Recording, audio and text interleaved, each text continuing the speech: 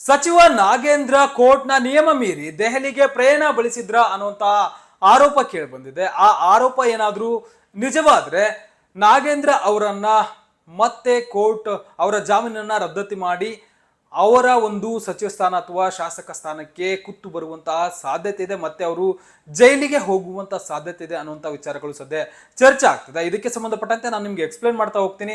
ಅದಕ್ಕೂ ಮುನ್ನ ನಮ್ಮ ನ್ಯೂಸ್ 18 ಕನ್ನಡದ ಯೂಟ್ಯೂಬ್ ಚಾನಲ್ ಅನ್ನ ನೀವಿನ್ನೂ ಸಬ್ಸ್ಕ್ರೈಬ್ ಮಾಡಿಲ್ಲ ಅಂದ್ರೆ ಸಬ್ಸ್ಕ್ರೈಬ್ ಮಾಡಿ, ಲೈಕ್ ಮಾಡಿ, ಶೇರ್ ಮಾಡಿ. ಇದರ ಜೊತೆಗೆ ಸೋಷಿಯಲ್ ಮೀಡಿಯಾದ ಪ್ಲಾಟ್ಫಾರ್ಮ್ಗಳು ಅಂದ್ರೆ ಇನ್ಸ್ಟಾಗ್ರಾಮ್, ಫೇಸ್ಬುಕ್ ಮತ್ತೆ ಎಕ್ಸ್ ಖಾತೆಗಳನ್ನು ಕೂಡ ನೀವು ಫಾಲೋ ಮಾಡಿ. ಅಲ್ಲೂ ಕೂಡ ಎಕ್ಸ್ಕ್ಲೂಸಿವ್ ಮತ್ತೆ ಇಂಟ್ರೆಸ್ಟಿಂಗ್ ಕಂಟೆಂಟ್ಗಳನ್ನು ನೋಡಬಹುದು.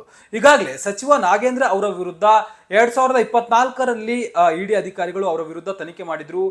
ಅಂದ್ರೆ ವಾಲ್ಮೀಕಿ ನಿಗಮದಲ್ಲಿ ಅಕ್ರಮ ಹಣ ವರ್ಗಾವಣೆ ಮಾಡಲಾಗಿದೆ, ದೊಡ್ಡ ಹಗರಣ ನಡೆದಿದೆ ಅನ್ನುವಂಥ ಆರೋಪ ಕೇಳಿ ಬಂದಿತ್ತು. ಅದಕ್ಕೆ ಸಂಬಂಧಪಟ್ಟಂತೆ ನಿಗಮದ ಕಚೇರಿಗಳ ಮೇಲೆ ಹಾಗೂ ಅವರ ನಿವಾಸದ ಮೇಲೆ ಅಂದ್ರೆ ಸಚಿವ ನಾಗೇಂದ್ರ ಅವರ ನಿವಾಸದ ಮೇಲೆ ದಾಳಿ ನಡೆಸಿ ಇಡಿ ಅಧಿಕಾರಿಗಳು ಪರಿಶೀಲನೆ ಮಾಡುವಂತ ಕೆಲಸವನ್ನು ಮಾಡಿದ್ರು. ಈ ಒಂದು ಸಂದರ್ಭದಲ್ಲಿ ಸಾಕಷ್ಟು ಸಾಕ್ಷ್ಯಗಳು ಕೂಡ ಪತ್ತೆಯಾಗಿತ್ತು. ಅವರನ್ನ ಅರೆಸ್ಟ್ ಮಾಡಿ ಜೈಲಿಗೂ ಕೂಡ ಹಾಕುವಂತ ಕೆಲಸವನ್ನು ಮಾಡಲಾಗಿತ್ತು. ಅದಾದ್ಮೇಲೆ 2024ರ ಅಕ್ಟೋಬರ್ 14ರಂದು ಕೋರ್ಟ್ ಷರತ್ತುಬದ್ಧ ಜಾಮೀನನ್ನು ನೀಡುವಂತ ಕೆಲಸವನ್ನು ಮಾಡಲಾಗಿತ್ತು. ಅಂದ್ರೆ 2 ಲಕ್ಷ ಶ್ಯೂರಿಟಿ, ಇಬ್ಬರ ಶ್ಯೂರಿಟಿ ಬಾಂಡ್ ಅನ್ನ ಸಲ್ಲಿಸಬೇಕು, ಜೊತೆಗೆ ಕೋರ್ಟ್ನ ಅನುಮತಿ ಇಲ್ಲದಂತೆ ರಾಜ್ಯ ಬಿಡಬಾರದು, ಪಾಸ್ಪೋರ್ಟ್ ಅನ್ನ ಕೋರ್ಟ್ಗೆ ಸಲ್ಲಿಕೆ ಮಾಡಬೇಕು, ಜೊತೆಗೆ ತನಿಖೆಗೆ ಸಹಕಾರ ನೀಡಬೇಕು, ತನಿಖೆಗೆ ಯಾವುದೇ ರೀತಿಯಾದಂತ ಅಬ್ಜೆಕ್ಷನ್ ಮಾಡಬಾರ್ದು ಅಂತ ಸೇರಿ ಒಂದಷ್ಟು ಷರತ್ತುಬದ್ಧ ಜಾಮೀನು ನೀಡುವಂತ ಕೋರ್ಟ್ ಮಾಡಿತ್ತು. ಆದ್ರೆ ಇತ್ತೀಚೆಗೆ ಜುಲೈ 16ರಿಂದ 25ರವರೆಗೂ ಕೂಡ ಅವರು ನಿಯಮವನ್ನ ಮೀರಿ ದೆಹಲಿಗೆ ಪ್ರಯಾಣ ಬೆಳೆಸಿದ್ದಾರೆ ಅನ್ನುವಂಥ ಆರೋಪ ಸದ್ಯಕ್ಕೆ ಕೇಳಿ ಬರ್ತಾ ಇದೆ. ಅಂದ್ರೆ ಈ ಒಂದು ದೆಹಲಿ ಪ್ರಯಾಣದ ವಿಚಾರಕ್ಕೆ ಸಂಬಂಧಪಟ್ಟಂತೆ ಅಂದ್ರೆ ಸಚಿವರಾದ ಮೇಲೆ ಅಂದ್ರೆ ಮತ್ತೊಂದು ಬಾರಿ 2ನೇ ಬಾರಿ ನೂತನ ಸಚಿವರಾದಂತಹ ಸಂದರ್ಭದಲ್ಲಿ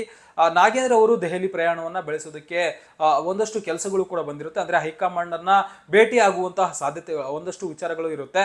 ಆ ಒಂದು ವಿಚಾರಕ್ಕೆ ಸಂಬಂಧಪಟ್ಟಂತೆ ಜುಲೈ 16ರಿಂದ ಜುಲೈ 25ನೇ ತಾರೀಕುವರೆಗೂ ಕೂಡ ದೆಹಲಿಗೆ ಹೋಗ್ಬೇಕು ಅಂತೇಳಿ ಕೋರ್ಟ್ಗೆ ಅವರು ಅರ್ಜಿಯನ್ನ ಹಾಕಿದ್ರು ಅಂತೇಳಿ ಹೇಳಲಾಗಿದೆ. ಸಕಾರ ಕಾರಣಗಳನ್ನ ನೀಡದ ಕಾರಣದಿಂದಾಗಿ ಅನುಮತಿ ಕೋರ್ಟ್ ನೀಡಿರಲಿಲ್ಲ ಅಂತ ವಿಚಾರಗಳು ಕೂಡ ಹರಿದಾಡಿತ್ತು. ಅದಾಗಿಯೂ ಕೂಡ ಜುಲೈ 16ರಿಂದ 25ನೇ ತಾರೀಕುವರೆಗೂ ಕೂಡ ಸಚಿವ ನಾಗೇಂದ್ರ ಅವರು ಪ್ರಯಾಣ ಬೆಳೆಸಿದ್ರು ದೆಹಲಿಗೆ ಅಂತೇಳಿ ಸಾಕಷ್ಟು ವಿಚಾರಗಳು ಪತ್ತೆ ಆಗ್ತಿದ್ವಿ. ಆ ಒಂದು ವಿಚಾರಕ್ಕೆ ಸಂಬಂಧಪಟ್ಟಂತೆ ಸದ್ಯ ಇಡಿ ಅಧಿಕಾರಿಗಳು ಅಲರ್ಟ್ ಆಗಿದ್ದಾರೆ. ಆ ಒಂದು ದಿನಗಳಲ್ಲಿ ಅಂದ್ರೆ ಜುಲೈ 16ರಿಂದ ಜುಲೈ 25ನೇ ತಾರೀಕುವರೆಗೂ ಕೂಡ ಅವ್ರು ಎಲ್ಲಿದ್ರು, ನಾಗೇಂದ್ರ ಅವರು ಎಲ್ಲಿದ್ರು ಏನು ಅನ್ನೋದಕ್ಕೆ ಸಂಬಂಧಪಟ್ಟಂತೆ ಒಂದಷ್ಟು ಸಾಕ್ಷ್ಯಗಳನ್ನ ಕಲೆ ಹಾಕುವಂತ ಕೆಲಸವನ್ನು ಮಾಡಲಾಗ್ತಿದೆ. ಈಗಾಗಲೇ ಏರ್ಪೋರ್ಟ್ಗೆ ಭೇಟಿ ನೀಡಿ ಸಾಕ್ಷ್ಯಗಳನ್ನ ಕಲೆ ಹಾಕಲಾಗ್ತಿದೆ. ಆ ಒಂದು ದಿನಗಳಲ್ಲಿನ ಏರ್ಪೋರ್ಟ್ ಎಕ್ಸಿಟ್ ಮತ್ತೆ ಎಂಟ್ರಿಯ ಒಂದಷ್ಟು CCTV ಫುಟೇಜ್ಗಳಾಗಿರ್ಬೋದು, ಮತ್ತೆ ಪಾಸ್ಪೋರ್ಟ್ನ ಒಂದಷ್ಟು ಎಂಟ್ರಿ ಮತ್ತೆ ಎಕ್ಸಿಟ್ ಡೀಟೇಲ್ಸ್ ಆಗಿರ್ಬೋದು, ಮತ್ತೆ ಆ ದಾಖಲೆಗಳನ್ನ ಪರಿಶೀಲನೆ ಮಾಡುವಂತ ಕೆಲಸವನ್ನ ಈಗಾಗಲೇ ಇಡಿ ಅಧಿಕಾರಿಗಳು ಮಾಡ್ತಿದ್ದಾರೆ. ಯಾಕಂದ್ರೆ ಈ ಒಂದು ಪ್ರಕರಣದಲ್ಲಿ ರಾಜ್ಯ ಬಿಟ್ಟು ಬೇರೆ ಅನುಮತಿ ಇಲ್ಲದೆ ಅಂದ್ರೆ ಹೋಗ್ಬೋದು, ಆದ್ರೆ ಕೋರ್ಟ್ನ ಅನುಮತಿ ಬೇಕೇ ಬೇಕು.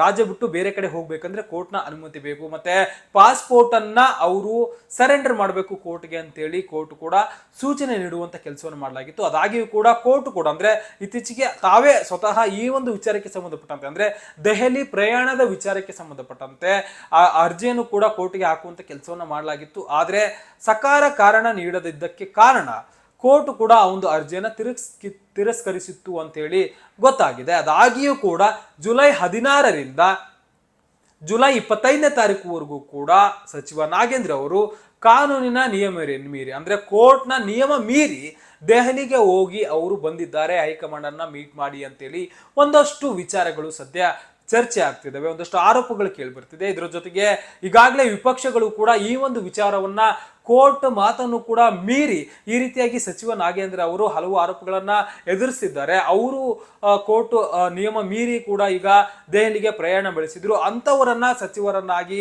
ನಮ್ಮ ರಾಜ್ಯ ಸರ್ಕಾರ ಈಗ ಕೂಡಿಸಿದೆ ಅಂತೇಳಿ ಒಂದಷ್ಟು ಹರಿಯಾಯುವಂತ ಕೆಲಸವನ್ನ ಈಗಾಗಲೇ ವಿಪಕ್ಷಗಳು ಮಾಡ್ತಿದ್ದಾವೆ. ಈ ಒಂದು ವಿಚಾರಕ್ಕೆ ಸಂಬಂಧಪಟ್ಟಂತೆ ಇಲ್ಲೂ ಕೂಡ ಈಗಾಗಲೇ ಕಾಂಗ್ರೆಸ್ನ ಅಂದ್ರೆ ಸರ್ಕಾರದ ಸಚಿವರಾಗಿರ್ಬೋದು ಮತ್ತೆ ಬೇರೆ ಬೇರೆ ಶಾಸಕರು ಅದನ್ನ ಸಮರ್ಥನೆ ಮಾಡ್ಕೊಳ್ತಿದ್ದಾರೆ. ಯಾಕಂದ್ರೆ ಕೋರ್ಟ್ ಇವರಿಗೂ ಕೂಡ ಆ ಒಂದು ವಿಚಾರಕ್ಕೆ ಸಂಬಂಧಪಟ್ಟಂತೆ ಯಾವುದೇ ರೀತಿಯಾದಂತಹ ಹೇಳಿಕೆ ನೀಡಿಲ್ಲ. ಬದಲಾಗಿ ಕೋರ್ಟ್ ಏನಾದರೂ ಸೂಚನೆ ಕೊಟ್ಟರೆ ಆ ಒಂದು ಸೂಚನೆಯನ್ನ ಸರ್ಕಾರ ಪಾಲನೆ ಮಾಡುತ್ತೆ. ಜೊತೆಗೆ ಕೋರ್ಟ್ ಈ ಒಂದು ವಿಚಾರಕ್ಕೆ ಸಂಬಂಧಪಟ್ಟಂತೆ ಯಾವುದೇ ರೀತಿಯಂತ ಸ್ಪಂದನೆ ನೀಡಿಲ್ಲ, ಅಂದ್ರೆ ಯಾವುದೇ ರೀತಿಯಂತ ಸೂಚನೆಗಳನ್ನ ನೀಡಿಲ್ಲ ಅಂತೇಳಿ ಸರ್ಕಾರದ ಸಚಿವರಾಗಿರ್ಬೋದು ಮತ್ತೆ ಶಾಸಕರಾಗಿರ್ಬೋದು ಅದನ್ನ ಸಮರ್ಥನೆ ಮಾಡ್ಕೊಳ್ತಿದ್ದಾರೆ. ಸದ್ಯಕ್ಕೆ ಒಂದು ಕಡೆ ಅವರು ದೆಹಲಿಗೆ ಕಾನೂನು ನಿಯಮ ಮೀರಿ ಅಂದ್ರೆ ಕೋರ್ಟ್ನ ನಿಯಮ ಮೀರಿ ದೆಹಲಿಗೆ ಪ್ರಯಾಣ ಬೆಳೆಸಿದ್ರು ಅನ್ನುವಂತ ಒಂದು ವಿಚಾರ ಆದ್ರೆ, ಮತ್ತೊಂದು ಕಡೆ ಈಗಾಗಲೇ ಈ ಒಂದು ವಿಚಾರಕ್ಕೆ ಸಂಬಂಧಪಟ್ಟಂತೆ ಅವರು ಅವತ್ತು ನಿಜಕ್ಕೂ ಕೂಡ ಜುಲೈ 16ರಿಂದ 25ನೇ ತಾರೀಕುವರೆಗೂ ಅವ್ರು ಬೆಂಗಳೂರಲ್ಲಿ ಅಂದ್ರೆ ಕರ್ನಾಟಕದಲ್ಲಿದ್ರ ಅಥವಾ ಬೇರೆ ಕಡೆ ಇದ್ರ, ನಿಜಕ್ಕೂ ಕೂಡ ಡೆಲ್ಲಿಗೆ ಹೋಗಿದ್ರ ಅನ್ನೋದಕ್ಕೆ ಸಂಬಂಧಪಟ್ಟಂತೆ ಒಂದಷ್ಟು ದಾಖಲೆಗಳನ್ನು ಸಂಗ್ರಹ ಮಾಡುವಂತ ಕೆಲಸವನ್ನ ಇಡಿ ಅಧಿಕಾರಿಗಳು ಮಾಡ್ತಿದ್ದಾರೆ.